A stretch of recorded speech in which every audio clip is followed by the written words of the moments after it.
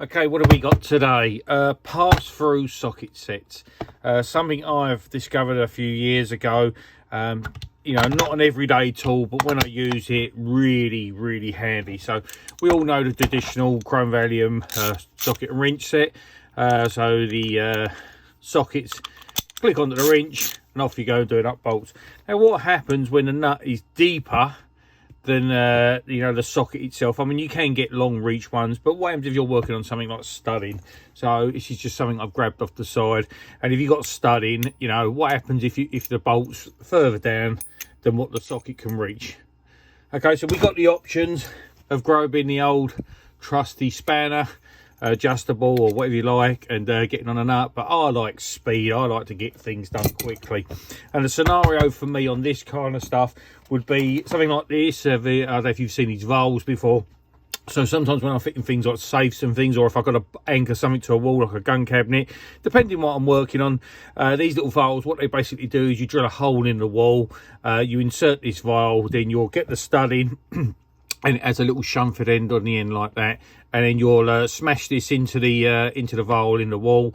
It has a chemical reaction, and that chemical reaction will actually impregnate the brickwork around it as well, and give you a really nice solid fixing. But then we still get to the point of when we're bolting this on. I mean, we can trim this off as we go along, but you know, because obviously normally you wouldn't leave them sticking out. But you know, we've got to get this nut bolted down. And this is where these come in so handy.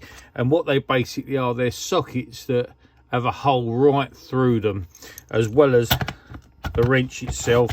As you can see, the way it's put on, has a hole right through it. So basically, the socket goes on like that, but it means the thread can pass right through the hole. So you can go as long as you like down a hole with no problem whatsoever. Really little handy tool if you're using this kind of application. I mean, you can use for any nuts and sockets at all, but it just gives you that added bonus of being able to get through you know, onto a studding if you've got to anchor some timber to a wall, or if you're using like studding or these kind of bolts and you need something to go through. Really handy.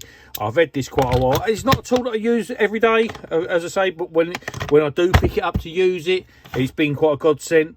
It just sits on the wall in my workshop like this, and I'll pick out the ones that I need and take them with me when I'm going to do a job, because obviously I pre-know when I'm coming to do this sort of stuff.